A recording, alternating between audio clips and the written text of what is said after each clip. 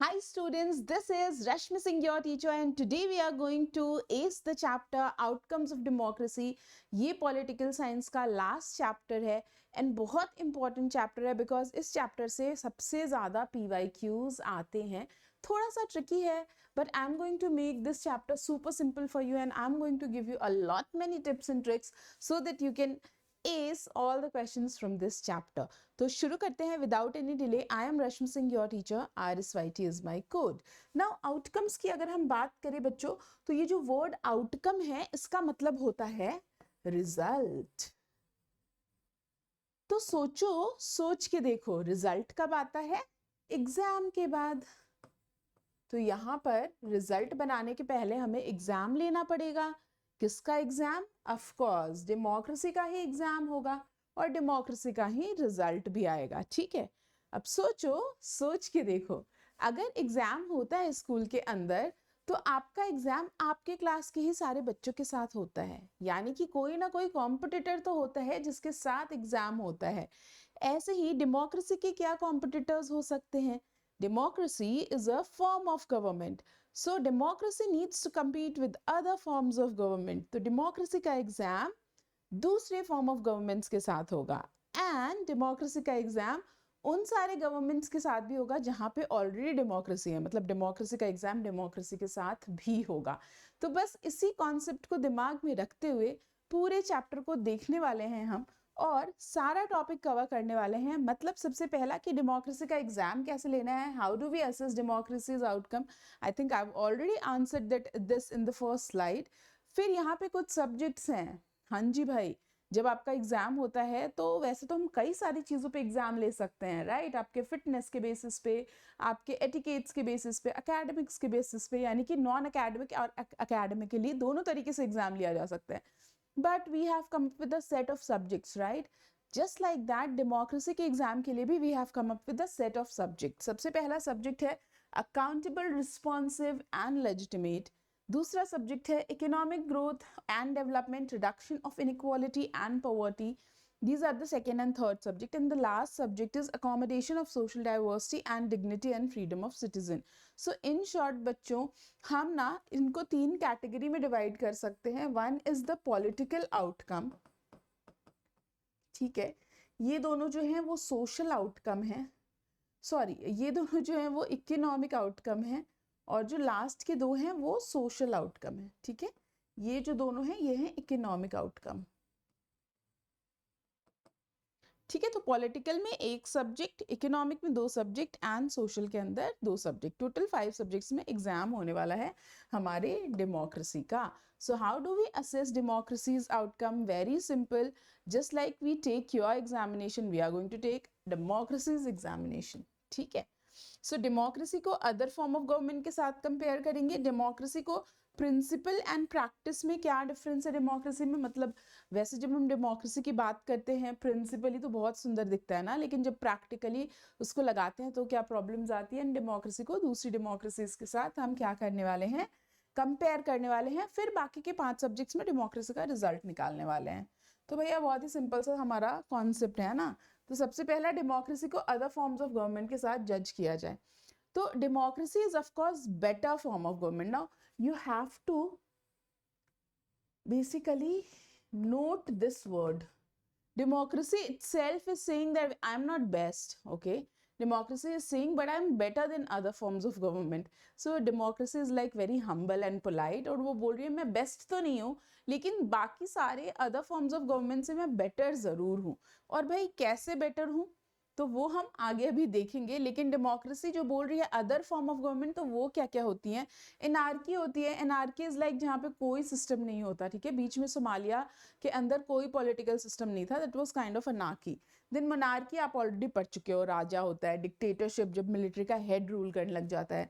Oligarchy is like of Republic होता है, कुछ सिलेक्टेड लोग रूल कर रहे होते हैं. देन डेमोक्रेसी के अंदर भी डायरेक्ट डेमोक्रेसी, रिप्रेजेंटेटिव डेमोक्रेसी होती है. तो ये सारे जो भी ऑल्टरनेटिव्स तुमको दिख रहे हैं यहाँ पे, ऑल दीज सबके कंपैरिजन में democracy is better. although it is not best, but it is better. So many a times you are being asked that democracy is the better form of government when compared to dictatorship and other alternatives, and then you are supposed to explain why. क्यों भाई, क्यों better है?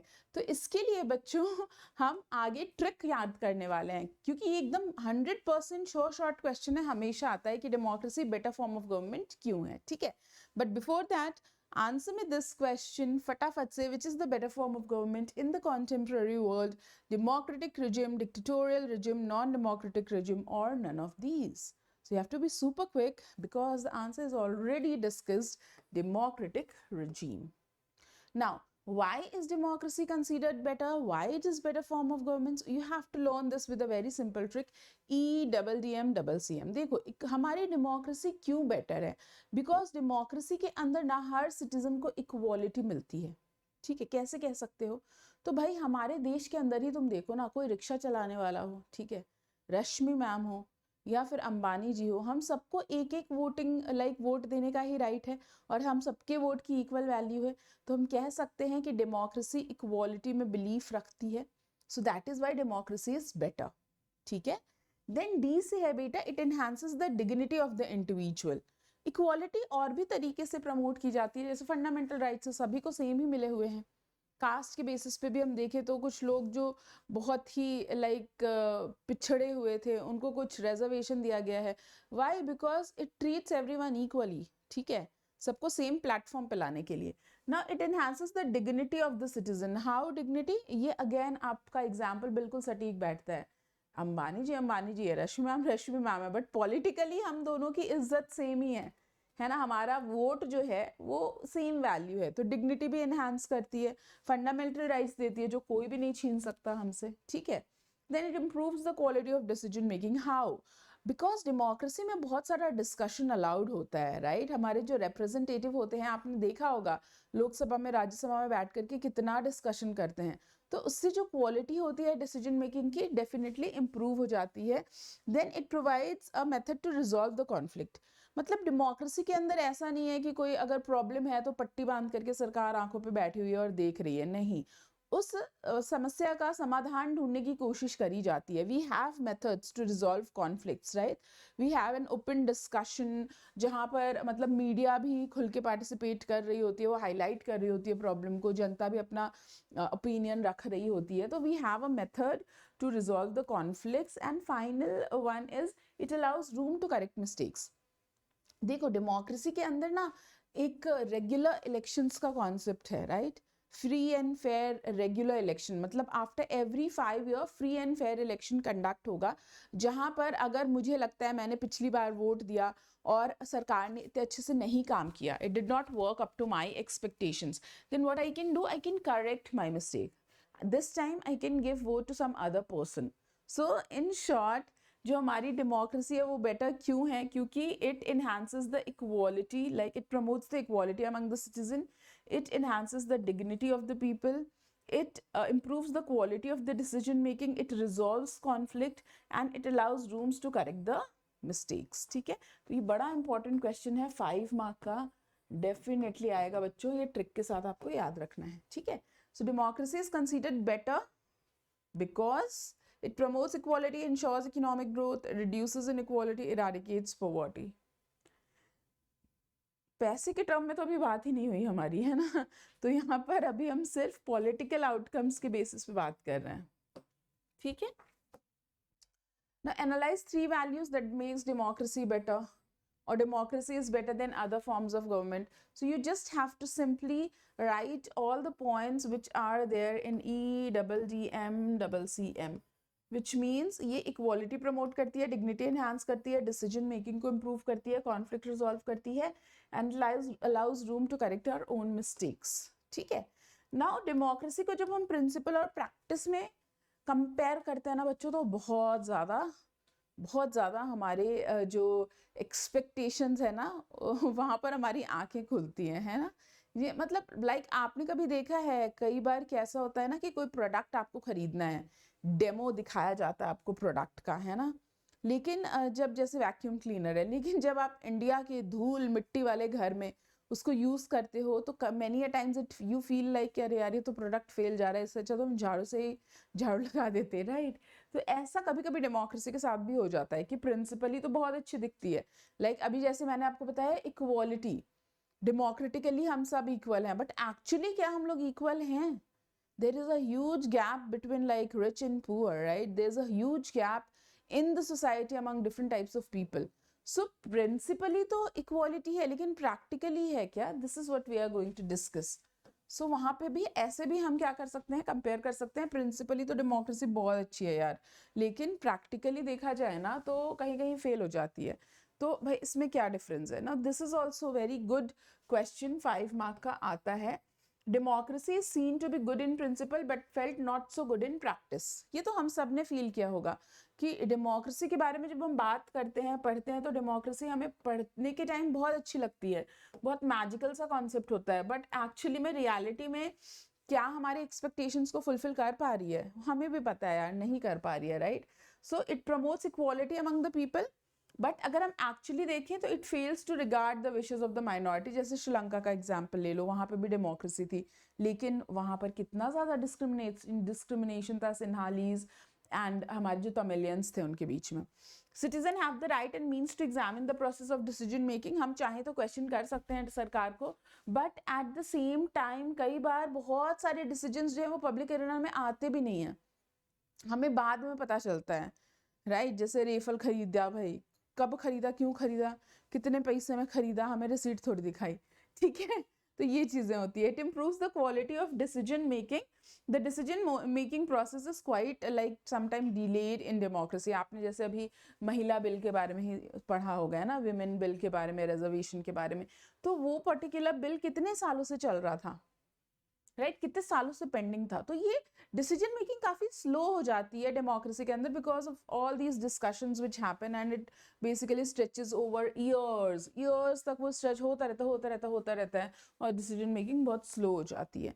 People can elect their rulers and have control over them, allows room to correct the mistakes. Definitely हमें election का बहुत बड़ा एक benefit मिलता है, but at the same time बताओ क्या हमेशा इलेक्शंस जो हैं फेयर होते हैं, या हमेशा फेयर चांस होता है क्या सबका, जो भी इलेक्शन में खड़े हो रहे हैं उनके जीतने का?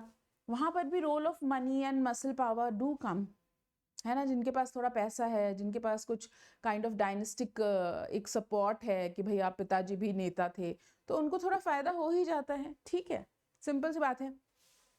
डेमोक्रेसी प्रोड्यूसेस अ रिस्पॉन्सिव गवर्नमेंट। रिस्पॉन्सिव का मतलब होता है बच्चा जो आपका ध्यान रखती हो, तो ध्यान तो रखती है सरकार, ऐसा तो नहीं कह सकते कि नहीं रखती है, लेकिन इतना भी ध्यान नहीं रखती है कि मतलब हमें गुस्सा ना आए, हमें नाराजगी ना हो। नाराजगी तो बहुत ही होती है जनता को, है ना, हर चीज में हम सरकार को ब्लेम ही करते रहते हैं। तो democracy often frustrate the needs of the people and often ignore the demands of the majority लोगों से पूछोगे ना तो वो हमेशा सरकार से दुखी ही हैं, खुश नहीं है, तो वो हमारा ध्यान रख रही है, but at the same time हमें नहीं लगता कि हमारे नीड्स फुलफिल हो रहे होते हैं, जितना हमने एक्सपेक्टेशन है हमारा वो तो नहीं फुलफिल हो रहा होता है, ठीक है। Now let us come to democracy versus democracy. अब देखो around the world also we have so many democracies, there's so many nations which is like kind of following this form of government, but everywhere results differ. India में भी democracy है, USA के अंदर भी democracy है, right. अगर हम बात करें ब्रिटेन, वहां पर भी डेमोक्रेसी है, लेकिन उनकी कंपैरिजन में हमारे एक्सपेक्टेशन शायद उतने नहीं फुलफिल हो रहे हैं। ऐसे ही देख लो श्रीलंका में भी है डेमोक्रेसी, लेकिन कहीं ना कहीं मतलब बेल्जियम में भी है, तुमने स्टोरी पढ़ी थी बेल्जियम की भी, तो इतना रिजल्ट डिफर कर जाता है ना, democracy to democracy also, like country to country also democracy का रिजल्ट अलग अलग हो जाता है। So over 100 of the countries of the world today claim and practice some kind of democratic politics. तुम कैसे बोल सकते हो डेमोक्रेसी? कुछ चीजें तो देखो कॉमन है, ठीक है। जैसे कि अगर हम बात करें तो हर डेमोक्रेसी के अंदर आपको कॉन्स्टिट्यूशन मिलेगा, हर डेमोक्रेसी के अंदर जनता को डेमोक्रेटिक राइट्स मतलब फंडामेंटल राइट्स मिलेंगे। हमने फ्रांस में भी पढ़ा है, ब्रिटेन में भी पढ़ा है, सबके पास फंडामेंटल राइट्स होते ही हैं। हर जगह पे इलेक्शंस भी हो रहे होते हैं, हर जगह पे पॉलिटिकल पार्टीज भी होती हैं। ये कुछ कॉमन चीजें हैं, लेकिन हर जगह पे डेमोक्रेसी का रिजल्ट भाई बहुत ही अलग अलग है, because democracy is just a form of government, it is not a magic wand, okay. And many a times the outcomes of democracy depends on the size of the population, right? And how like people are politically aware or not, how people are basically reacting to that form of government, that is also very much important. Like political awareness कितना है लोगों का, वो भी बहुत important होता है. Democracy can only create conditions for achieving something. Is it true or false? Tell me. Yes, democracy will give you a very good environment. Like अगर आप डेमोक्रेसी के अंदर गरीब पैदा हुए हो ना, तो ज़रूरी नहीं है तुम गरीब ही मरो, तुमको वो सारे एक तरीके से एटमॉस्फेयर क्रिएट करके देगी जिसका तुम बेनिफिट्स उठा सकते हो. But then again it depends on the individual, है ना. So this is true, it can create condition for achieving something, but then you have to do all the work, आपको ही हार्ड वर्क करना पड़ेगा. अब यहाँ पर देखो, ये आर के लक्ष्मण जी की बड़ी ही प्यारी सी, बड़ी सुंदर सी आपको यहाँ पे एक कार्टून दिखेगी. इस कार्टून के अंदर दिखाया जा रहा है डेमोक्रेसी है बहुत चिंतित बैठी हुई है ना. क्यों चिंतित बैठी हुई है? क्योंकि उसके पास बहुत सारे प्रॉब्लम्स है सॉल्व करने के लिए, टू सेटल लैंग्वेज इशू. अब हमारे देश में कितनी सारी लैंग्वेजेस हैं, और लैंग्वेज को लेकर के भी आए दिन कुछ ना कुछ झगड़े फसाद होते रहते हैं, राइट. स्टूडेंट के भी डिमांड्स होते हैं, बॉर्डर के भी डिस्प्यूट होते हैं, कुछ स्टेट बोल रही है हमें अलग से स्टेट दे दो. पुलिस जो है वो हमेशा मतलब एक्सेस में कंट्रोल करती है जनता को, उसके अगेंस्ट प्रोटेस्ट हो रहा होता है. जो सरकारी कर्मचारी लोग हैं वो डीए बढ़ाने के लिए बात करते हैं, डीए इज डियरेंस अलावेंस, महंगाई भत्ता बढ़ाने की बात कहते हैं. तो डेमोक्रेसी से एक्चुअली जनता के कुछ ज़्यादा ही एक्सपेक्टेशंस हैं. इसीलिए मैंने आपको पहली वाली स्लाइड में दिखाया कि democracy can just create a condition, kind of environment. It can give you a kind of atmosphere, but rest needs to be done by yourself only. आपको ही उन चीज़ों को अपने फेवर में लेकर आना होता है, ठीक है, क्योंकि बहुत सारी प्रॉब्लम है डेमोक्रेसी के पास सॉल्व करने के लिए. So these democracies are very much different from each other in terms of their social situation, economic achievement and their cultures. Like I have told you, USA, Sri Lanka, UK, इन सब जगह पे democracy है, but उनका social कैसा practice है, उनका culture कैसा है, उनका इकोनॉमिक अचीवमेंट्स क्या है, ये सब बहुत अलग अलग है. इसलिए डेमोक्रेसी के आउटकम को डिसाइड करना बहुत डिफिकल्ट है, ठीक है. तो ऐसे में फिर हम क्या करें? डेमोक्रेसी को अदर फॉर्म ऑफ गवर्नमेंट के साथ कंपेयर करके देख लिया, प्रिंसिपली कंपेयर किया, प्रैक्टिकली कंपेयर किया, डेमोक्रेसी को दूसरी डेमोक्रेसी से भी कंपेयर किया. तो ऐसे में भाई कंफ्यूज हो गए हम कि आखिर डेमोक्रेसी का एग्जाम ले कैसे. तो इतना सब कुछ होने के बावजूद भी हर डेमोक्रेसी से, इट डजेंट मैटर ना बेटा, डेमोक्रेसी जो है वो श्रीलंका में तुमने लगाया है, इंडिया में लगाया है, या तुमने यूएसए में लगाया है, डेमोक्रेसी से कुछ एकदम जेन्युइन बेसिक से आउटकम्स हैं, बेसिक सी चीज़ें हैं जो हम एक्सपेक्ट करते हैं. जैसे स्टूडेंट जो है वो कहने को तो बहुत सारी चीज़ों में अच्छे हो सकते हैं, लेकिन बेसिक एक्सपेक्टेशन हर स्टूडेंट्स होता है कि भाई तुम क्लास अटेंड करो, राइट, तुम स्कूल आओ, एटलीस्ट स्कूल तो आओ. ऐसे ही हमें अब डेमोक्रेसी का एग्ज़ाम लेने के लिए कुछ सब्जेक्ट डिसाइड करना पड़ेगा, जैसे स्कूल में बच्चों के एग्ज़ाम के लिए हम कुछ सब्जेक्ट डिसाइड करते हैं, ठीक है.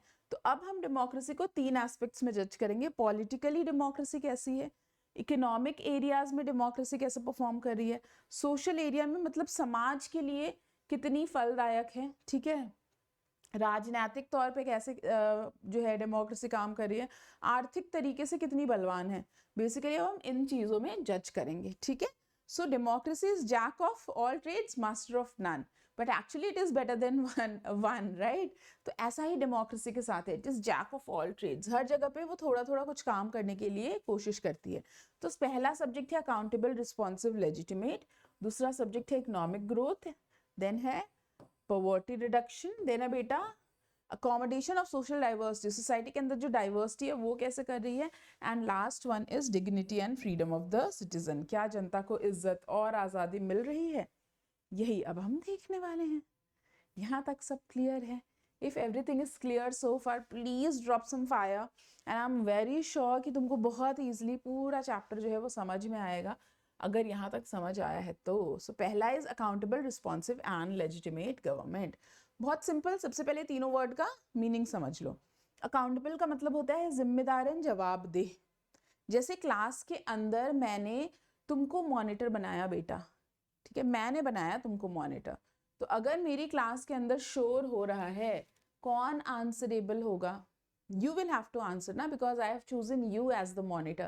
Just like that, देश के अंदर हम लोग अपने नेता को चुनते हैं, तो कोई भी अगर देश के अंदर कुछ भी प्रॉब्लम आती है तो क्या हमारी डेमोक्रेसी जिम्मेदार है, जवाबदेह है? ये है सबसे पहला हमारा सब्जेक्ट जिसमें हम डेमोक्रेसी को क्या करने वाले हैं, एग्जाम लेने वाले हैं। ठीक है, देन रिस्पॉन्सिव। अब अगर मैंने तुमको मॉनिटर बनाया है, ठीक है, तो तुमको थोड़ा क्लास का ध्यान भी रखना है। ऐसा नहीं कि बच्चे जो हैं जैसे ही टीचर जा रहे हैं बल्ब खोल करके घर ले जा रहे हैं, है ना, पंखा खोल लिया अपने घर लेके चले गए नहीं, वो ध्यान भी तुम्ही को रखना है, राइट? जस्ट लाइक दैट, अगर हमने सरकार को चूज किया है तो क्या सरकार हमारे सारी नीड्स का ख्याल रख रही है, रिस्पॉन्सिव है? क्या वो हमारे जो देश के अंदर एसेट्स हैं उसका ख्याल रख रही है? ठीक है, हमारे जो भी सुटेबल डिमांड्स हैं उसको पॉजिटिवली डील कर रही है, ध्यान रख रही है? And last one is legitimate. Legitimate का मतलब होता है ना बेटा, बेसिकली लीगल, वैध, ठीक है, कानून से मान्य। A legitimate government is one where citizen through participation acquire a stake in the system. मतलब लेजिटिमेट का मतलब है जनता जो है वो कितना पार्टिसिपेट कर रही है, जनता की क्या हिस्सेदारी है। ठीक है, स्टेक का मतलब होता है बेटा हिस्सेदारी। ठीक है, तो अगर किसी भी देश में लीगली इलेक्शन एंड ऑल हो रहे हैं तो डेफिनेटली लेजिटिमेट गवर्नमेंट है। So a democratic government needs to be, these are the most basic outcome, needs to be accountable, responsive and legitimate, which means all of the above. अब एक एक करके देखेंगे। In a democratic government, a citizen has the right and means to examine the decision of the government. मतलब अगर आप question कर सकते हो सरकार से, है ना, कि ऐसा क्यों हो रहा है, अगर आपने ये डिसीजन लिया तो क्यों लिया है, इसका मतलब आपकी सरकार ट्रांसपेरेंट है, लेजिटिमेट है, डेमोक्रेटिक है, मोनार्की है। ऑब्वियसली मोनार्की तो बिल्कुल ही नहीं है, ट्रांसपेरेंट है ना, तभी तो आप क्वेश्चन कर सकते हो। So how can you say that the government, democratic government is accountable? Yes, it is accountable because people have the right to choose their rulers and people have control over them. क्यों answerable है? मैं अगर monitor चुन रही हूँ तो monitor मुझे answer देगा ना, ऐसे ही मैं नेता चुन रही हूँ तो नेता मुझे आंसर देगा। ठीक है, यहाँ पर बहुत सारा डेलिबरेशन एंड डिस्कशन होता है, जिसकी वजह, लाइक डेलिबरेशन एंड डिस्कशन कर क्यों रहे हैं? बिकॉज वो तुमको जवाब देना चाहती है, तभी तो तुम्हारे सामने डेलिबरेशन एंड डिस्कशन किया जा रहा है। ऑल्दो बहुत स्लो होती है डेमोक्रेसी, लेकिन डिस्कशन करने से नहीं घबराती, क्योंकि वो भी चाहती है कि कोई भी मुद्दा है तो उसको डिस्कस किया जाए, उस पर आंसर दे वो।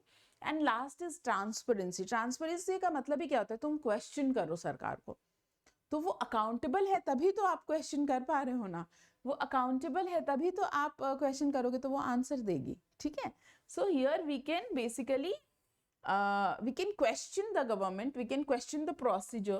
That is why we can say that transparency is there, and as a result we can say that it is accountable. So how can you say the government is accountable? Because we elect our own rulers, so they are answerable to us. There is a lot of discussion going on in the democracy on various topics, which means that sarkar wants to give answer to you, answer to your questions, right? And transparency, you can question them, which means that yes, it is accountable government. That is why we can question them. जैसे right to information act है ना, RTI, उसके through हम question कर सकते हैं, transparency है क्योंकि। ठीक है, आप पूछ सकते हो कि ऐसा डिसीजन क्यों लिया गया है, दैट मीन्स कि सरकार आंसरेबल है। In the context of democracy, which of the following is the most basic expectation, which is accountable? कोई भी सरकार हमने चुना है तो सबसे बेसिक आउटकम यही होता है कि वो अकाउंटेबल हो। Democracy is based on the idea of majority, minority, deliberation and negotiation. किस आइडिया पे बेस्ड है? Democracy is based on the idea of deliberation and negotiation. कहीं पे भी डिस्कशन ही नहीं हो रहा है ना, तो तुम भूल जाओ कि वो डेमोक्रेसी है। ठीक है, जैसे चाइना जो है वो क्लेम करता है कि हम भी डेमोक्रेसी हैं, लेकिन वहां पर तो कोई ऐसा डिस्कशन होता ही नहीं है, सीधे सीधे कम्युनिज्म है। डिसीजन जो है वो लोग क्या कर देते हैं, थोप देते हैं जनता पे। अब कई बार ऐसा भी बोला जाता है कि डेमोक्रेसी ना अकाउंटेबल होने के नाम पे इतना ज्यादा डिस्कशन करती है कि कछुए के जैसे स्लो हो जाती है। ठीक है, और नॉन डेमोक्रेटिक गवर्नमेंट्स जो हैं वो एकदम खरगोश की तरह बहुत तेज तरीके से चल रही होती है। क्यों? क्योंकि they need not to worry about the right and wrong outcomes of their decision, right? Non-democratic rulers do not have to bother about the deliberation in assembly or worry about the majorities and public opinion, so they can be very quick and efficient in decision making. हाँ, efficiency की ही बात चल रही है बेटा, basically efficiency मतलब time. Democracy क्या कम efficient है? कह सकते हैं डेमोक्रेसी नॉन डेमोक्रेटिक गवर्नमेंट से थोड़ी कम एफिशिएंट है, but it is like worth all the time. ठीक है, जो भी हम टाइम वहां पर लगा रहे हैं ना, time is like an investment in democracy. We are going to get a very good result out of it because they don't want to jump on any of the decision in hurry. वो जल्दबाजी में कोई decision नहीं लेना चाहते हैं. So democracy is very efficient, false. But like how can you justify it that still even if it is not efficient it is better? Why? Because the time, the cost of the time which is being like invested over there is worth it. आप जो पैसा लगा रहे हो time के form में, वो actually में आपको उसका रिटर्न्स मिल रहा है, क्योंकि अच्छे डिसीजंस निकल के आ रहे हैं, हड़बड़ी में गलत डिसीजंस नहीं ले रहे हैं हम. ठीक है, so why is there delay in decision making and implementation in democracy? Like it can come as a 3-mark question as well. वैसे तो यहाँ पे MCQ है, बट ये बेटा सब्जेक्टिव क्वेश्चन के तौर पे भी आ सकता है. और जब आपसे पूछे ना क्यों डिले हो जाता है, तो आप बताओ. डेमोक्रेसी के अंदर बहुत ज़्यादा डेलिबरेशन होता है, नेगोशिएशन होता है, राइट डिसीजन तक पहुंचने के लिए बहुत सारे डिबेट्स होते हैं, लोगों के ओपिनियन को बहुत ज़्यादा इंपॉर्टेंस दी जाती है. सो गवर्नमेंट को डिसीजन लेने में डर लगता है, गवर्नमेंट हेजिटेट करती है. डेमोक्रेसी आइडिया ऑफ डेलिबरेशन पे बेस्ड है, या डेमोक्रेटिक गवर्नमेंट इंटरेस्टेड ही नहीं है जल्दी जल्दी डिसीजन लेने में. So the answer has to be C. ठीक है, अब अगर हम बात करें बेटा रिस्पॉन्सिव की, अकाउंटेबल में तो हम समझ आ गया कि गवर्नमेंट बहुत अकाउंटेबल है, पास हो गई हमारी डेमोक्रेसी. अब रिस्पॉन्सिव में देखते हैं, तो रिस्पॉन्सिव में एक्चुअली एवरेज परफॉर्म कर रही है, ना फेल है ना पास है. ठीक है, कैसे कह सकते हो? तो हम चाहते हैं regular free and fair election हो, लेकिन एक्चुअली में कभी भी इलेक्शन के अंदर सभी लोगों को फेयर चांस नहीं मिलता, सारे कैंडिडेट्स को. ठीक है, सिमिलरली हम चाहते हैं ओपन पब्लिक डिबेट हो मेजर पॉलिसीज पे, लेकिन क्या सारी पॉलिसीज पे डिबेट हो पाता है? नहीं हो पाता. तो हम कह नहीं सकते कि 100% रिस्पॉन्सिव है. ठीक है, सिटीजन के पास राइट टू इन्फॉर्मेशन है, लेकिन हमेशा तो राइट टू इन्फॉर्मेशन लगा करके हम सारी इन्फॉर्मेशन नहीं निकाल सकते. इनफैक्ट इस पे बहुत सुंदर कार्टून भी है आपके बुक के अंदर, कि तुम जितना डिटेल में इंफॉर्मेशन लेने की कोशिश करोगे ना, उतना सरकार तुमको मतलब ऊपर से खूब इन्फॉर्मेशन देगी, लेकिन डिटेल में आपको कोई इन्फॉर्मेशन नहीं मिलने वाला है. ठीक है, so that is why we can say that it is not that responsive. Although we can not deny completely कि बिल्कुल ही रिस्पॉन्सिव नहीं है, लेकिन इतनी ज्यादा तो नहीं है. ठीक है, democracy is expected to be attentive to the needs and demands of the people. Of course हमने सरकार चुना है, तो हमारे डिमांड्स और नीड्स तो का ध्यान तो रखना चाहिए ना. बट क्या ध्यान रखती है सरकार?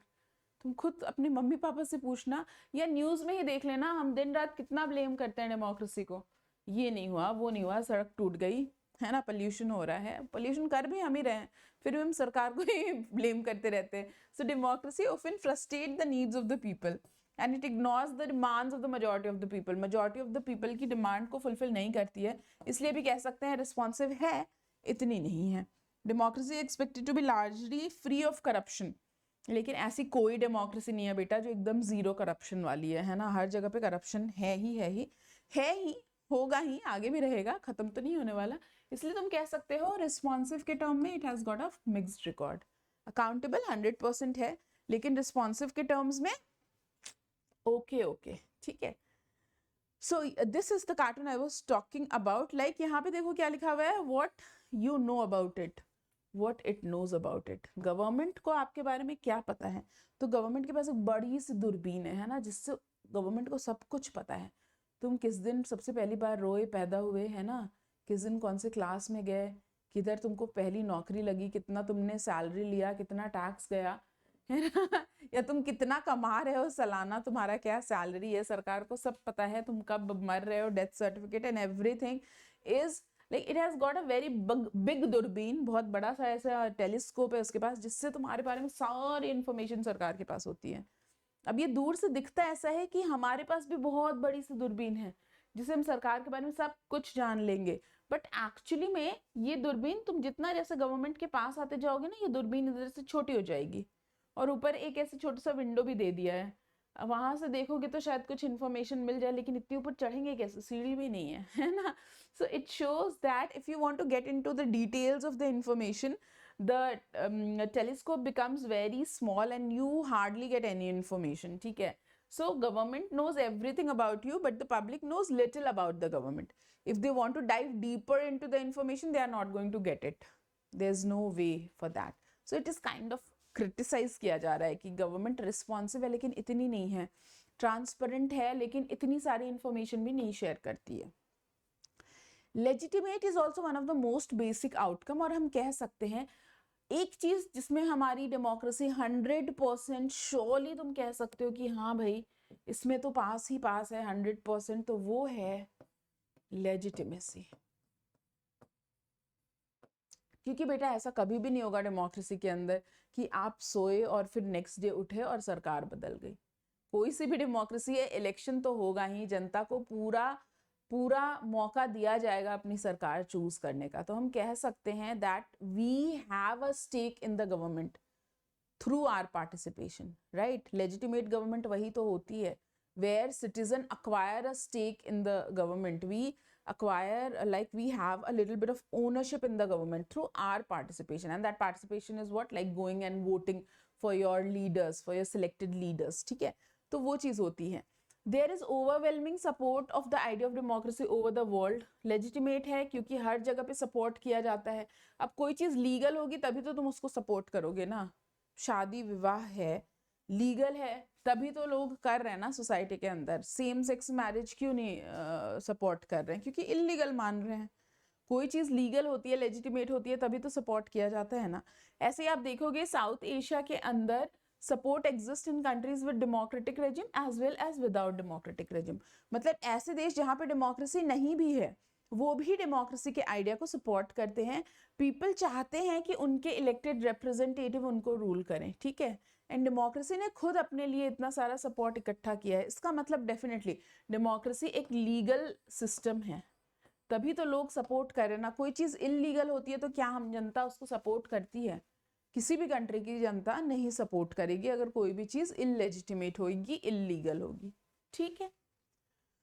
Now there is one respect in which democratic government is certainly better than its alternative. This is a very important question बेटा, कई बार आता है एग्जाम में, एंड ये बहुत कॉन्सेप्चुअल क्वेश्चन है। 100% कहाँ पर हम डेमोक्रेसी को सपोर्ट करते हैं? Efficiency, decision making, legitimacy, none of the above. देखो एफिशिएंट तो नहीं है हमारी डेमोक्रेसी, है ना, बहुत स्लो है। डिसीजन मेकिंग भी जो है वो सारी चीज़ों को पब्लिक अरीना में नहीं लेकर आती है, डिस्कशन नहीं करती है। लेकिन लेजिटिमेट तो 100% है, ठीक है, लीगल है, इतना सारा सपोर्ट इसलिए मिल रहा है इसको। Now democracy is preferred everywhere. Like you can say that democracy is legitimate government because you can see like in Southeast Asia 62% of the people are in support of democracy, right? And there are like इतने लोग हैं जिनको कुछ फर्क नहीं पड़ता democracy हो नहीं हो। एंड बेटा आप यहाँ पर भी देख सकते हो लाइक पाकिस्तान जैसे देश में भी 84% लोग बोल रहे हैं कि बहुत सुटेबल है डेमोक्रेसी, ठीक है। और पूरे के पूरे साउथ एशिया के अंदर अगर हम देखें तो 88%, यहाँ पे 94% लोग अग्री कर रहे हैं कि हाँ हमें अपने इलेक्टेड लीडर्स से ही रूल होना पसंद है। तो अकाउंटेबल, रिस्पॉन्सिव एंड लेजिटिमेट के अंदर हमने देखा कि हमारी डेमोक्रेसी जो है वो अकाउंटेबल है, क्योंकि यहाँ पर इलेक्शंस होते हैं, यहाँ पर डिसीजन मेकिंग बहुत ही डिस्कशन के साथ होती है और ट्रांसपेरेंट है। रिस्पॉन्सिव है भी नहीं भी है, हमने पूरा डिस्कशन किया। लेजिटिमेट भी 100% है। तो चलो पहले सब्जेक्ट में तो हमारी डेमोक्रेसी इज लाइक पास हो चुकी है ना। पॉलिटिकल आउटकम्स में डेमोक्रेसी अच्छी है। अब इकोनॉमिक आउटकम्स में देखते हैं डेमोक्रेसी कितना अच्छा परफॉर्म करती है। मतलब अगर कहीं पे डेमोक्रेसी है तो वहां पर पक्का आर्थिक विकास होगा, इकोनॉमिक डेवलपमेंट होगा या नहीं होगा, ये अब हमें नेक्स्ट एग्जामिनेशन है डेमोक्रेसी का, देखेंगे पास होती है या नहीं, ठीक है।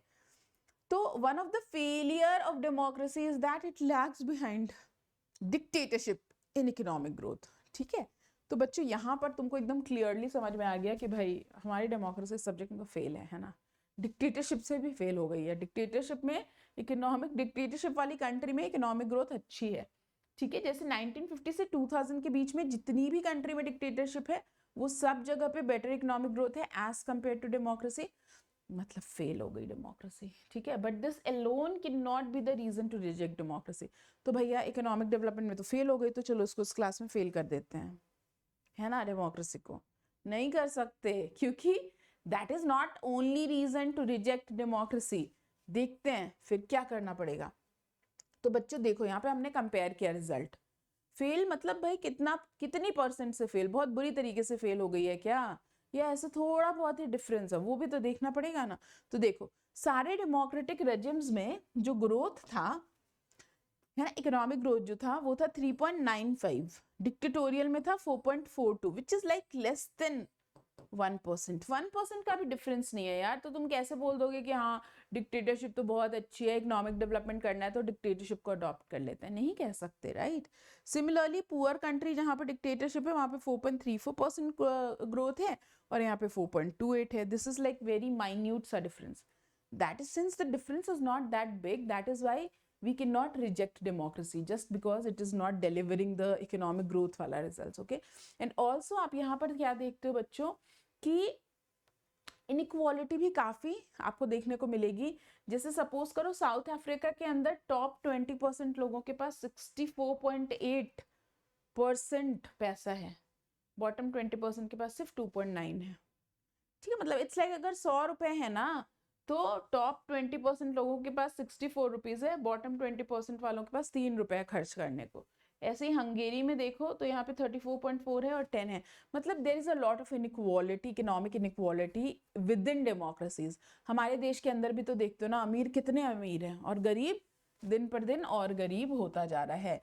तो डेमोक्रेसी जो है ना बच्चों, इकोनॉमिकल अगर हम एस्पेक्ट में देखें तो इतना अच्छा नहीं परफॉर्म कर रही है। इनइक्वालिटी भी बहुत ज़्यादा है, ग्रोथ भी नहीं है। Which among the following is higher rate of economic growth and development, has higher rate of economic growth and development? I think everybody would be able to say that it is dictatorship. Dictatorship के अंदर ज़्यादा development है। Which of these have shown highest rates of economic growth? So all dictatorial regimes जो हैं उन्होंने बहुत अच्छा growth दिखाया। बट एक बार टेबल जज कर लेते हैं। हाँ देखो 4.42 इसमें सबसे ज्यादा ग्रोथ दिखाया गया है ना, सारे डिक्टेटोरियल रेजिम्स में। 1950 से 2000 के बीच में इन्होंने दिखाया है। अब देखो economic growth is not something which only depends on the like the form of government, ठीक है। कोई देश इकोनॉमिकली इसलिए भी अच्छा कर रहा है क्योंकि उनके पास रिसोर्सेज हैं, क्योंकि उनके पास टेक्नोलॉजी है, क्योंकि उनके पास लाइक ग्लोबल कोऑपरेशन है, kind of you can say. So economic growth depends on the size of population also. हमारे देश की आबादी भी तो कितनी ज़्यादा है ना यार। देन ग्लोबल सिचुएशन क्या है, देन कोऑपरेशन क्या है अदर कंट्रीज़ का, इकोनॉमिक पॉलिसीज़ कैसी हैं, इकोनॉमिक प्रायोरिटीज़ देश की क्या हैं, इन सब पे भी बहुत ज़्यादा डिपेंड करता है बेटा कि इकोनॉमिक ग्रोथ कैसा रहेगा, ठीक है। So what is regarded as the definite plus point of democratic government? Rule of majority, participative decision making, ability to handle social differences, division, conflict, none of these. एक जो डेफिनेट प्लस पॉइंट है ना democracy का बच्चों, वो ये है कि भले डेमोक्रेसी इकोनॉमिकली कैसा भी काम करे, पॉलिटिकली कैसा भी काम करे, जनता खुशहाल जीवन व्यतीत करती है ना डेमोक्रेसी के अंदर। अच्छा चलो अब यहाँ पे आपको बड़ा ये बहुत ही इंपॉर्टेंट पिक्चर बेस्ड क्वेश्चन के लिए है। The economic gains in the society is distributed in such a way that rich is getting richer and poor people are struggling to fulfill their basic needs. मतलब democracy के अंदर ऐसा भी नहीं है कि ग्रोथ नहीं है, ग्रोथ है, लेकिन ग्रोथ होने के बावजूद भी उस ग्रोथ का जो फायदा है ना, वो जो टॉप क्रीम वाले लोग हैं ना, जो रिच वाले लोग हैं, उन्हीं को सारा का सारा इकोनॉमिक गेन्स डिस्ट्रीब्यूट हो रहा है। अगर पैसा सपोज करो बट भी रहा है तो रिच लोगों को ज्यादा मिल रहा है, पुअर तो अभी भी वैसा ही है।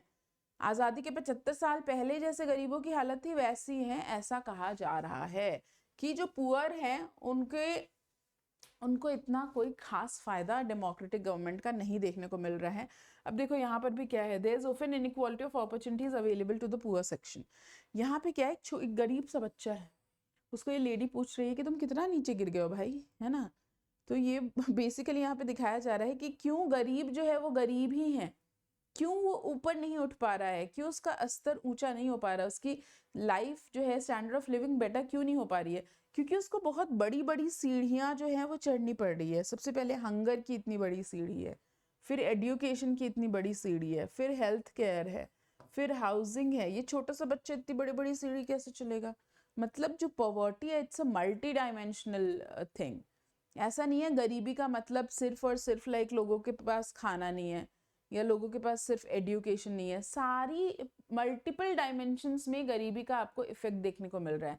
That is why even if we have economic growth we are not seeing like kind of reduction in poverty, क्योंकि poverty बहुत बड़ी समस्या है और उसको सिर्फ हम एक डेमोक्रेटिक गवर्नमेंट के नाम पे बोलेंगे कि यार सॉल्व हो जाए, तो ज़रूरी नहीं है कि वो सॉल्व हो जाएगी। सिर्फ आपकी फॉर्म ऑफ गवर्नमेंट के थ्रू इतने बड़े चैलेंज को नहीं आप सॉल्व कर सकते हो। You will have to take like आपने पॉवर्टी एज अ चैलेंज में भी पढ़ा होगा, बहुत सारे स्कीम्स चलाने पड़ेंगे, आपको जॉब्स क्रिएट करनी पड़ेगी, इंडस्ट्रीज लगानी पड़ेंगी, मल्टीपल चीज़ों पे काम करना पड़ेगा, तब जा करके गरीबी हटेगी। So reduction of inequality and poverty में भी हमें समझ आ चुका है कि गरीबी तो लाइक डेमोक्रेसी तो फेल ही है इस सब्जेक्ट में। दो सब्जेक्ट में democracy is like completely fail, which is economic growth and reduction of inequality and poverty, but still we cannot leave democracy. Why? Because it actually promises you a harmonious life. ठीक है ना, आगे पढ़ोगे तुम। अब देखो where is poor, जो अमीर लोग होते हैं ना वो हमेशा ऐसा ही सोचते हैं कि यार डेमोक्रेसी है, कहाँ गरीबी है। गरीबी है बेटा, इधर है, जो कि दिख ही नहीं रही है बेचारे को, दूर दूर तक गरीबी नहीं दिख रही है क्योंकि छिप जा रही है रिच लोगों के नीचे। ठीक है, सो development without equitable distribution is not actually a development. ठीक है, development of wealth is not a true democracy. So democracy यहाँ पर बहुत अच्छे से इज्जत के साथ मान जाती है कि भैया मैं तो गलत हूँ, है ना, कि उसका भी कहना है कि अगर मैं नहीं वेल्थ को इक्वली डिस्ट्रीब्यूट कर पा रही हूँ तो मतलब मैं फेल हूँ। Perhaps more than development, it is reasonable to expect democracies to reduce economic disparities. Growth expect करने से अच्छा है कि भैया ये जो बड़ा सा डिफरेंस है अमीर और गरीब के बीच में उसको कम किया जाए, वो ज़्यादा इम्पोर्टेंट है ना। तो democracy are based on political equality, like it is very conceptual, it's very basic concept. Democracy जो है ना वो आपको पॉलिटिकल इक्वालिटी देने के लिए बहुत अच्छे से सक्षम है। मैंने आपको एग्जाम्पल लिया था रिक्शे वाला, एक रिक्शे वाला है उसको भी एक ही वोट देने का अधिकार है, रश्मि मैम को भी एक ही वोट देने का अधिकार है, इवन नरेंद्र मोदी जी भी एक ही वोट देंगे और उनके वोट की भी उतनी ही वैल्यू होगी जितने मेरे वोट की है, जितने उस रिक्शे वाले के वोट की वैल्यू है, राइट। तो पॉलिटिकली हम लोग सब इक्वल हैं और डेमोक्रेसी वही प्रॉमिस कर सकती है। इकोनॉमिकल इक्वालिटी मतलब डेमोक्रेसी कैसे गारंटी करेगी? It is a form of government, right. So, but equality is not there in economic field. A small number of ultra rich people are enjoying like highly disproportionate share of wealth. Like it is not just in a country like India, it is across the world. अगर हम पूरे world के भी scenario में देखेंगे ना तो हम तो अभी डेवलपिंग कंट्री हैं, जो डेवलप्ड नेशन है they are enjoying like maximum of the wealth of the world. Those at the bottom of the society find it difficult to meet the basic needs of life, like they are still struggling for food, shelter, like those basic needs of life वो भी उनको नहीं मिल पा रहा है। ठीक है, सो अब यहाँ पर एक क्वेश्चन है हमारी प्यारी सी बच्ची का कि अगर डेमोक्रेसी रूल ऑफ मेजॉरिटी है और मेजॉरिटी में गरीब लोग हैं तो फिर क्यों मतलब डेमोक्रेसी के अंदर पुअर लोगों की क्यों नहीं चल रही है? रूल ऑफ मेजॉरिटी है, majority of the people is poor, then it should be the rule of the poor, but actually it is not so. ठीक है, रूल ऑफ मेजॉरिटी है, ये तो बिल्कुल सही बात है, लेकिन क्या डेमोक्रेसी पुअर लोगों के हिसाब से चलती है? नहीं। None of the government basically highlights this problem.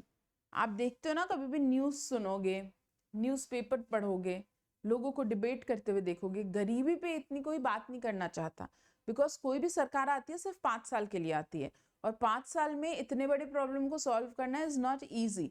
So they don't want to put their hands into like वो जो होता है ना खराब, उसमें कोई नहीं हाथ डालना चाहता। No, none of the government want to bring their hands on aching nerves, दुखती नर्व्स पे कोई हाथ नहीं रखना चाहता। And rulers simply are not keen to address the problem of the poverty. That is why rule of majority तो है लेकिन रूल बाय पुअर नहीं है, रूल ऑफ पुअर नहीं है, because nobody is talking about that problem. ठीक है, सबसे बड़ा रीज़न यही है कि पॉवर्टी के बारे में कोई भी सरकार खुले तौर पर नहीं बात करना चाहती है, ना कोई ऐसा मेजर स्कीम लाना चाहती है जिससे सच में गरीबी हट जाए, बिकॉज उनको पता है नहीं हटने वाली है। It's not a very very easy problem नहीं है ये सॉल्व करने के लिए। नाउ अगर हम इंडिया की बात करें तो इंडिया के अंदर कोई भी पार्टी जो है वो अपने वोट्स नहीं लूज करना चाहती है। डेमोक्रेटिकली इलेक्टेड गवर्नमेंट जो है वो कीन नहीं है इस क्वेश्चन को एड्रेस करने के लिए।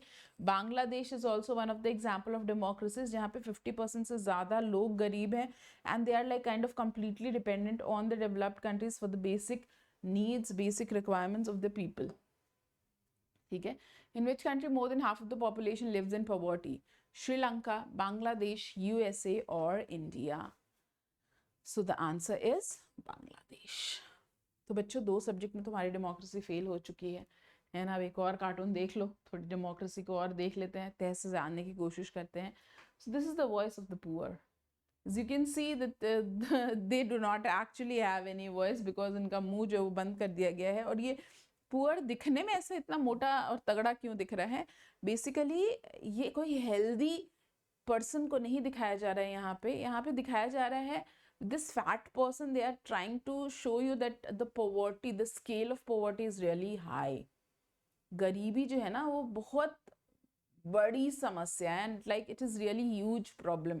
बहुत ज़्यादा गरीबी है, अबंडेंस ऑफ पोवर्टी को दिखाया जा रहा है and actually poor people do not have any voice.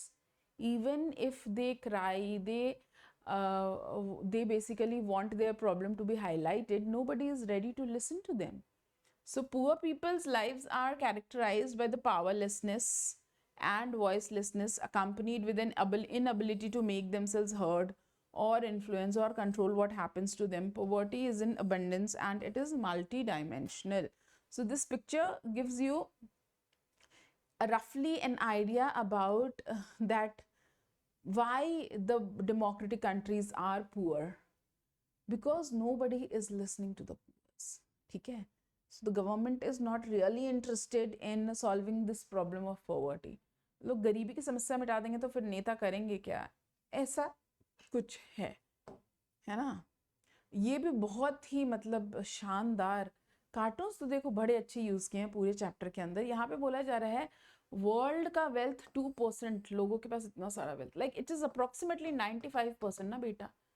95% of the world का wealth is with the 2% of the richest people, and 50% are just getting a brief slice of like 5%, and they total make 52% only. 48% लोगों को तो कोई pizza कुछ नहीं मिल रहा भाई, zero.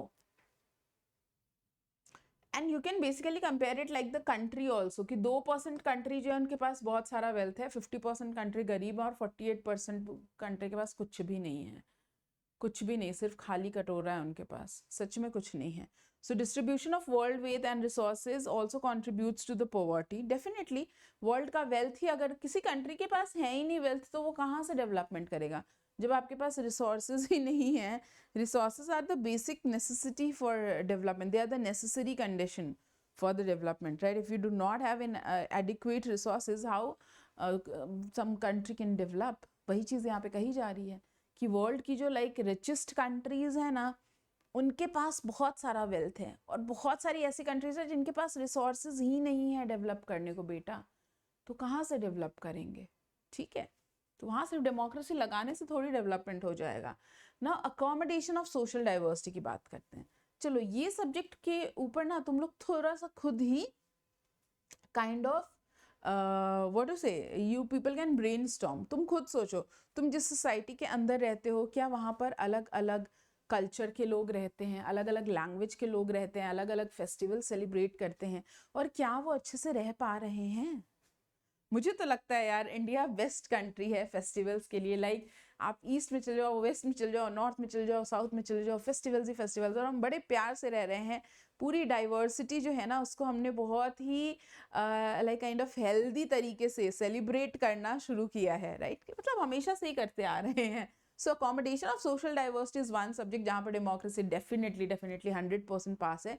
No society although can fully and permanently resolve all the like conflict. अरे देखो ना, एक ही माँ के 2 बच्चे होते हैं, तो ऐसा कभी होता है क्या कि कभी उन्होंने जिंदगी में लड़ाई नहीं की हो? जब एक ही माँ के दो बच्चे आपस में बिना लड़े नहीं रह सकते हैं, तो एक देश में इतने सारे तरह के लोग होंगे तो थोड़ी बहुत तो लाइक कॉन्फ्लिक्ट होंगे ही ना। और कोई भी सोसाइटी ऐसी नहीं है दुनिया में जो बिल्कुल 100% कॉन्फ्लिक्ट सॉल्व कर ले। लेकिन बच्चों, जो डेमोक्रेसी होती है वो एक प्रोसीजर रखती है जिसमें ये कॉन्फ्लिक्ट्स कम हो, हेल्दी कंपटीशन हो, अगर हैं भी कॉन्फ्लिक्ट तो रिजॉल्व हो, ना कि भाई ऐसे जो होते हैं ना नॉन डेमोक्रेटिक कंट्रीज, भाई लोग लड़ रहे हैं, एक दूसरे को मार रहे हैं, काट रहे हैं, वो आंख पे पट्टी बांध के बैठे हुए हैं, हमें फर्क नहीं पड़ता, हमारी तो कुर्सी हमें बचा कर रखनी है। They do not even comment on any of the social kind of जो भी उनके यहाँ पे सोशल इश्यूज चल रहे होते हैं उस पर बात ही नहीं करते, ठीक है। Democracy usually develop a procedure to conduct the competition and reduces the possibility of tension to become explosive और वायलेंट। सो ये बहुत सही है। Which regime is best suited to accommodate social diversity? कहाँ पर आपको सोशल डाइवर्सिटी में सबसे मैक्सिमम अकोमोडेशन मिलेगा? डेमोक्रेटिक कंट्रीज में ही मिलने वाला है। नाउ डेमोक्रेसी कैसे तुम कह सकते हो कि डेमोक्रेसी जो है ना वो लाइक सोशल डाइवर्सिटी को अकोमोडेट करती है? सबसे पहली चीज है कि डेमोक्रेसी एक हार्मोनियस सोशल लाइफ प्रोड्यूस करती है। आप सोसाइटी में जाओगे डेमोक्रेसी के अंदर, कहीं पे भी समाज में, तो देखोगे कि बड़े पीसफुली तरीके से लोग रह रहे हैं, ठीक है। Democracy evolves mechanism to negotiate the differences among the social groups. हर जगह पे डिफरेंसेस होंगे, कहीं पे भी ऐसा नहीं है ना कि मेरे ही जैसे सामने वाले लोग होंगे एकदम 100%। डिफरेंसेस होंगे, लेकिन वो डिफरेंसेस को डिवीजन में नहीं तब्दील होने देती है, डिफरेंसेस को अकोमोडेट करती है। Non democratic regime often turn a blind eye और सप्रेस देयर सोशल कॉन्फ्लिक्ट। वो अपने सोशल कॉन्फ्लिक्ट को दबाने की कोशिश करेंगे, किसी एक पार्टी को किसी तरीके से काइंड ऑफ सपोर्ट करेंगे कि दूसरी पार्टी खत्म ही हो जाए, दूसरी जो भी है डाइवर्सिटी खत्म ही हो जाए। Ability to handle social differences, division and conflict is thus a definite plus point. सबसे बड़ा प्लस पॉइंट यही है। और ये जो लाइन है ना बच्चों, ये आती है आपको जस्टिफाई करने के लिए 5 मार्क्स में। जब ये आए ना, आपको ये सारी चीजें लिख देनी है जो मैंने इस स्लाइड पर आपको पढ़ाई है कि किसी भी सोसाइटी में फुल्ली तो हम कॉन्फ्लिक्ट नहीं सॉल्व कर सकते, लेकिन डेमोक्रेसी जो है डिफरेंसेस को, कॉन्फ्लिक्ट को एक्सप्लोसिव नहीं बनने देती, वायलेंट नहीं बनने देती है। डेमोक्रेसी हार्मोनियस लाइफ जो है वो मोस्टली ट्राई करती है क्रिएट करने का, और ये एक तरीके से मैकेनिज्म डेवलप करती है जहाँ पे डिफरेंसेस कम से कम हो। ये अगर कहीं पे कोई सोशल कॉन्फ्लिक्ट है भी तो उसको सॉल्व करवाने की कोशिश करती है, इंस्टेड कि उस पर पर्दा डाल दिया जाए, ठीक है। सो डेफिनेट प्लस पॉइंट क्या है? Ability to handle social differences. This is like very important बच्चा, ठीक है, नोट करके रखो। नाउ कैसे, मतलब डेमोक्रेसी कैसे कर पा रही है यार, ये दूसरी फॉर्म ऑफ गवर्नमेंट क्यों नहीं कर पा रही है? बिकॉज देखो बेटा, यहाँ पे कोई कुछ टर्म्स एंड कंडीशन है। पहला टर्म कंडीशन क्या है? Rule of majority is not the rule of majority opinion. जो डेमोक्रेसी है ना उसमें इतनी शांति इसलिए है, इतना ज्यादा सोशल डाइवर्सिटी इसलिए अकोमोडेट हो पा रहा है because rule of majority does not mean rule of majority opinion, कि मेजोरिटी के लोगों की जो सोच है उसके हिसाब से देश नहीं चलेगा। रूल ऑफ मेजोरिटी का मतलब मेजोरिटी ओपिनियन के हिसाब से चलना नहीं है। It is necessary to understand that democracy is not simply rule by majority opinion. The majority always needs to work with the minority. जो मेजोरिटी है ना उसको हमेशा माइनॉरिटी के साथ मिलकर चलना है, ठीक है। माइनॉरिटी के भी विशेष को रिगार्ड्स देने हैं, माइनॉरिटी के भी जितने भी एक तरीके से बोल सकते हैं उनके बेनिफिट में जो चीज़ें हैं वो करनी है, उनके फेवर में भी चीज़ें करनी है।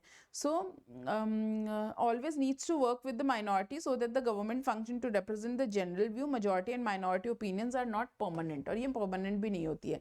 Rule by majority is not the rule by majority community. Rule by majority is not equal to rule by majority opinion, it is not equal to rule by majority community. जैसे कि श्रीलंका के अंदर तुमने देखा सिन्हालिस के हिसाब से देश चलने लग गया, तो उसको डेमोक्रेसी नहीं कह सकते, वहां पावर शेयरिंग नहीं हो रही थी भाई, कम्युनिटी के हिसाब से चीजें नहीं होंगी। तो फिर रूल ऑफ मेजॉरिटी होनी क्या चाहिए?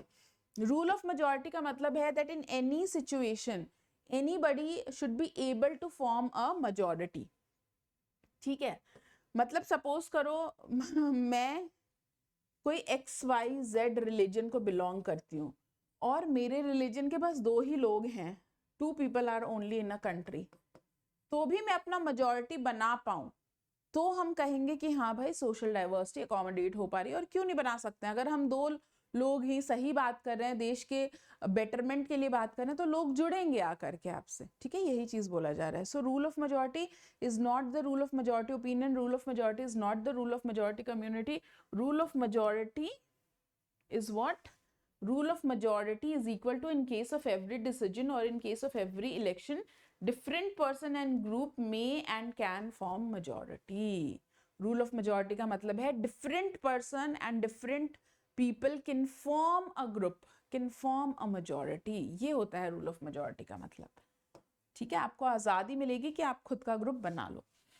अब देखो यहाँ पे कितने अच्छे से दिखाया है कि ये जैकेट के दो पीसेस हैं, बिल्कुल आइडेंटिकल हैं, फिर भी एनिमीज हैं, और ये बिल्कुल ब्लैक एंड वाइट हैं, फिर भी एक दूसरे से हाथ मिला के बैठे हैं. ऐसा कई देशों में होता है. जैसे अगर आपको याद हो, हम लोगों ने पढ़ा था नेशनलिज्म इन यूरोप में आयरलैंड के केस में, कि नदर्न आयरलैंड में कैथोलिक एंड प्रोटेस्टेंट हैं तो दोनों क्रिश्चियन ही, लेकिन आपस में झगड़ लेते हैं.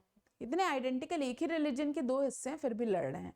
On the other hand India के अंदर देखो, ब्लैक लोग भी हैं, वाइट लोग भी हैं, सब मिल के रह रहे हैं ना. साउथ अफ्रीका में हर कलर के लोग हैं, लेकिन रेनबो गैदरिंग वाले लोग हैं, लेकिन सब साथ में रह रहे हैं ना. So it completely depends, like आप कैसे देश के अंदर अकोमोडेट कर रहे हो डाइवर्सिटी को. डेमोक्रेसी बहुत अच्छे से अकोमोडेट करती है, ठीक है.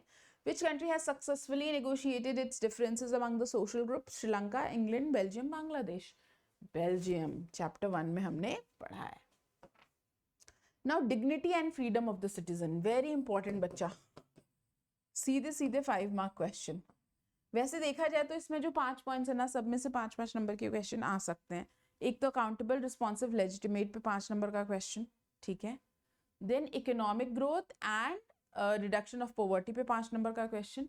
अकोमोडेशन ऑफ सोशल डाइवर्सिटी पे 5 नंबर का क्वेश्चन, एंड इस पे 5 नंबर का dignity and freedom of citizen.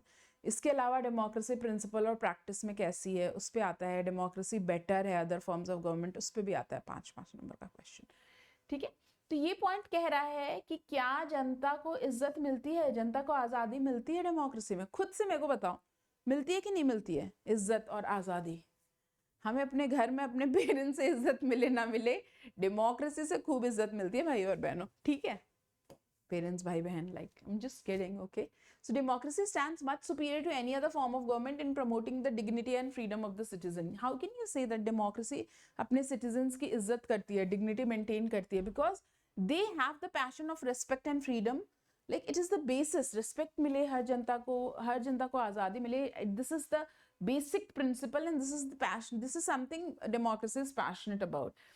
Earlier बहुत सारी सोसाइटीज में ऐसा देखा गया है बच्चों की विमेन को मोस्टली कई सारी जगहों पर राइट्स नहीं मिले हैं, ठीक है.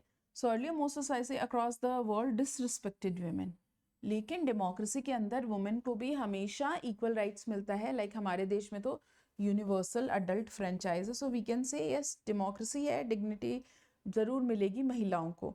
नेक्स्ट इज, बहुत सारी जगहों पर आपने देखा होगा कास्ट बेस्ड इनइक्वालिटी होती है ना. लेकिन हमारे यहाँ पे, हमारे इंडिया में भी कास्ट बेस्ड इनइक्वालिटी थी, लेकिन आज़ादी के बाद हमने पूरी कोशिश करी है कि कास्ट बेस्ड इनइक्वालिटी को बिल्कुल ख़त्म कर दिया जाए, सबको इक्वल अपॉर्चुनिटी दी जाती है, ठीक है.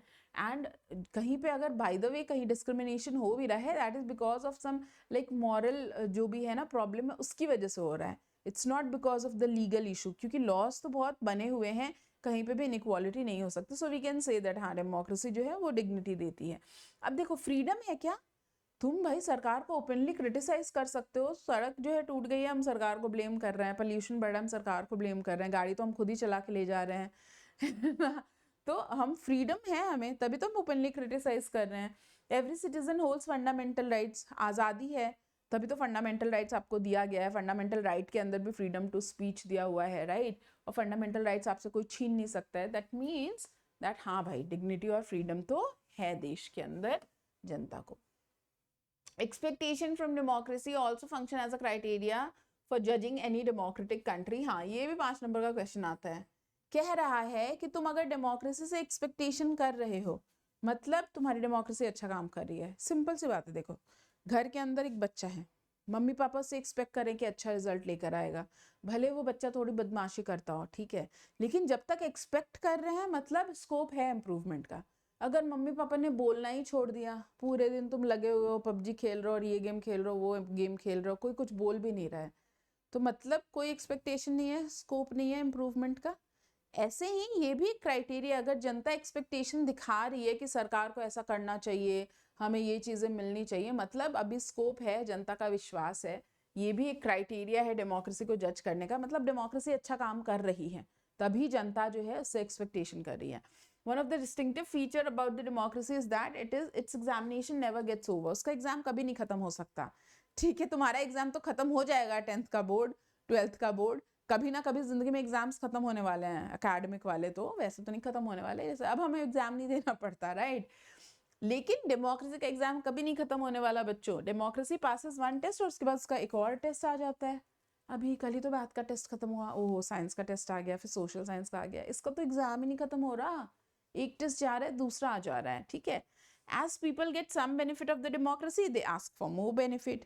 जैसे ही अगर जैसे तुमने सोचो कि इलेक्ट्रिसिटी की प्रॉब्लम सॉल्व कर दी तो लोग बोलेंगे सड़क टूट गई है, सड़क टूट गई है की प्रॉब्लम सॉल्व कर दी तो लोग बोलेंगे कि भैया महंगाई बढ़ गई है, महंगाई की प्रॉब्लम सॉल्व कर दी तो बोलेंगे नौकरी कहाँ है, बेरोजगारी है बहुत ज़्यादा, बेरोजगारी की प्रॉब्लम सॉल्व कर दोगे तो बोलेंगे अरे यार मेरे को दूसरा स्टेट चाहिए, है ना, हमें अलग से स्टेट दे दो, अलग से स्टेट दे दोगे तो बोलेंगे ओह लैंग्वेज इशू, लैंग्वेज इशू। तो डेमोक्रेसी का एग्जाम कभी नहीं खत्म होने वाला है, क्योंकि जनता हमेशा कुछ ना कुछ डिमांड करती रहती है। That is why when we ask people about the way democracy functions they will always come up with more expectations. So we can say that democracy के अंदर अगर एक्सपेक्टेशन है, डेमोक्रेसी अच्छे से काम कर रही है। Democracy stands much superior to any other form of government in promoting economic growth, dignity and freedom, economic inequality, none of these. Dignity and freedom, dignity and freedom definitely democracy में ही मिल रहा है, और कहीं पे चांसेस नहीं है इतना डिग्निटी, इज्जत, आजादी मिलने का। The fact that people are complaining is itself a testimony of the success of democracy. Testimony का मतलब होता है proof. Again, अगर आपके पेरेंट्स आपसे एक्सपेक्टेशन कर रहे हैं मतलब तुम अच्छी पढ़ाई कर रहे हो, ऐसे ही अगर सरकार से हम एक्सपेक्टेशन कर रहे हैं मतलब डेमोक्रेसी अच्छा काम करिए। जस्ट लाइक दैट, अगर आपके पेरेंट्स आपको कंप्लेन कर रहे हैं मतलब है अभी स्कोप है ना। ऐसे अगर हम सरकार को कंप्लेन कर रहे हैं मतलब बेटा दैट सक्सेसफुल हो रही है डेमोक्रेसी, ठीक है। It shows that people have developed awareness and the ability to expect to look critically at the power holders. एक ज़माना था ना जब हम राजा, राजा बोलो तो अपने आप में मतलब ये बात हो गई कि जनता को रिस्पेक्ट करनी पड़ेगी, वो राजा है तो एकदम उसको राजा है मतलब बहुत हाईली रिस्पेक्टेड ऐसा कोई पर्सन है। This is how the power holders have been looked upon like since ages. But आज के टाइम पर ऐसा नहीं है ना, जो पावर होल्डर्स हैं we give them respect if they are working really well, नहीं तो हम उनको क्रिटिकली देखते हैं कि भाई तुमने काम किया नहीं किया, ठीक है। तो ये एक्चुअली सक्सेस है डेमोक्रेसी का। जनता अगर कंप्लेन कर रही है मतलब जनता अवेयर हो गई है ना, और जनता को अवेयर करना भी तो एक गोल है ना डेमोक्रेसी का, ठीक है। A public expression of dissatisfaction with democracy shows that success of the democratic project. जनता अगर खुल करके डिससेटिस्फैक्शन को सामने ला रही है मतलब जनता को इतना पावरफुल बना दिया गया है ना। It transforms people from the status of subject into citizen. मतलब अब हम प्रजा थोड़ी हैं यार। अगर जनता कंप्लेन कर रही है तो तुम प्रजा नहीं हो, तुम क्या हो, तुम नागरिक बन चुके हो। और अगर तुम नागरिक बन चुके हो मतलब डेफिनेटली डेमोक्रेसी सक्सेसफुल है। नागरिक कौन होता है, आपके पास फंडामेंटल राइट्स होते हैं, आप क्रिटिसाइज कर सकते हो सरकार को, तब आप नागरिक होते हो। प्रजा बोल सकती है क्या राजा तुम अच्छे से काम नहीं कर रहे हो, नहीं बोल सकती ना। So most individuals today believe that their vote makes a difference to the way the government is run and their own self interest. तो आज जनता को लगता है कि मेरा जो वोट है ना उसकी वैल्यू है, अगर मैं वोट करने जाऊंगा तो इससे कहीं ना कहीं हमारे देश के अंदर कुछ ना कुछ सुधार ज़रूर आएगा। और जब ऐसा होता है तो समझ लो कि डेमोक्रेसी बहुत अच्छा काम कर रही है, डेमोक्रेसी सफल है, ठीक है। तो ये इसके साथ हम अपना चैप्टर ख़त्म करेंगे with this very positive cartoon, जहाँ पर आप देखोगे कि डेमोक्रेसी होने की वजह से यूएसए के अंदर एक ब्लैक लेडी जो है वो इतनी डिग्निफाइड फील कर रही है, ठीक है। और ये जो एक वाइट पर्सन था उसको इतना छोटा दिखाया जा रहा है। करेज, मॉरल करेज कहाँ से आता है, जब आपकी डेमोक्रेसी सपोर्ट करती है. सो this is the story of रोजा पार्क्स. रोजा पार्क्स जो थी वो एक ब्लैक वुमेन थी और बहुत ही थकी हुई थी एंड बस पे जाती है, वो बस स्टॉप पे रुकती है. अफ्रीकन अमेरिकन वुमेन है और उस ज़माने में यूएसए के अंदर रेसिज्म बहुत ज़्यादा था. सीट्स रिजर्व होती थी वाइट लोगों के लिए, लेकिन democratically like it was not correct. Okay, so she sat on that seat जो वाइट लोगों के लिए रिजर्व थी. और जब वाइट इंसान ने आकर के बोला अरे भाई ये मेरी सीट है, तो उन्होंने मना कर दिया. और क्योंकि वहाँ पे डेमोक्रेसी थी, she fought for her right and actually ये चीज़ें ख़त्म हो गई वहाँ पे. सिविल राइट्स मूवमेंट के थ्रू ये जो रेसिज्म था, रेशियल लॉस थे, डिस्क्रिमिनेशन थे, ये सब खत्म हो गया. तो डेमोक्रेसी के अंदर अगर तुम आवाज़ उठाओगे ना तो वहाँ पर आपको सक्सेस मिलने के चांसेस हैं. बट आवाज़ तो उठानी पड़ेगी बेटा तुमको खुद, क्योंकि डेमोक्रेसी इंसान के डिग्निटी और फ्रीडम दोनों का ख्याल रखती है. तो अगर तुम आवाज़ उठाओगे तो तुमको डिग्निटी मिलेगी ही मिलेगी और आवाज़ उठाने की आज़ादी भी है. यही आपको यहाँ पे बताया जा रहा है बच्चों. ठीक है. So which of these values have moral and legal sanctions in a democracy? Gender equality, caste-based equality, economic equality, both A and B. इसमें से कौन सी चीज़ लीगली अलाउड है? Gender equality, caste based equality, ये दोनों चीज़ें आपको लीगली मिलेगी. Economic equality भाई खुद अपनी मेहनत से आप अचीव करो, ऐसा डेमोक्रेसी कहती है. ओह, तो इसके साथ हमारा चैप्टर जो है यहाँ पे समाप्त होता है. एंड बच्चों, all India mock test AIMT जो है वो अभी चल रहा है मेरे प्यारे प्यारे बच्चों हमारे अनअकैडमी के अंदर. बहुत ही शानदार हमारा टेस्ट है बच्चों.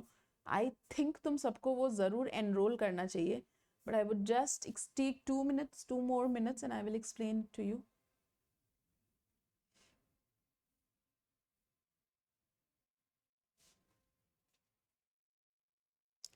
22 अक्टूबर को 1 PM पे आप ऑल इंडिया मॉक टेस्ट दे सकते हो और 90% स्कॉलरशिप भी जीत सकते हो, एयरपॉड्स भी जीत सकते हो. है ना, फेस्टिवल वाला सीजन है भाई, जीतो, लोगों को गिफ्ट करो. इसके अलावा फ्री डेली टेस्ट भी हो रहा है बेटा, ये आपके 30 अक्टूबर तक चल रहे हैं. इसका आपको लिंक ना कम्युनिटी में मिल जाएगा. इसमें जब आप पार्टिसिपेट करोगे तो 1-on-1 इंटरैक्ट कर सकते हो अपने फेवरेट एजुकेटर के साथ. इसके अलावा क्लास 10 के लिए नेशनल लेवल NCERT क्विज भी चल रहा है. लाइक ये अक्टूबर 15 को हो चुका है. अभी अपकमिंग जो भी होगा कम्युनिटी में हम आपको बता देंगे. इसके अलावा बच्चों अगर आप like kind of test series देना चाहते हो तो वो भी दे सकते हो. 29 तक ये पूरी की पूरी टेस्ट सीरीज चल रही है. 1 PM, 12 PM, 2 PM, 1 PM, 12 PM, 2 PM. और ये सारे टेस्ट 45 मिनट्स के होते हैं. एंड बच्चों इसके बारे में आपको जो भी डिटेल चाहिए आप अनअकैडमी के प्लेटफॉर्म पे जाकर के भी चेक कर सकते हो. उसके अलावा हमारे बैचेस हैं बच्चों जिसमें आप एनरोल कर सकते हो with my code RSYT. Unlock 20 जो है ये ऑफर भी अभी तो चल रहा है, लिमिटेड पीरियड ऑफर है. तो अगर आपको सब्सक्रिप्शन लेना है please don't forget to use my code RSYT. And that's all for today. Thank you. Let's crack it.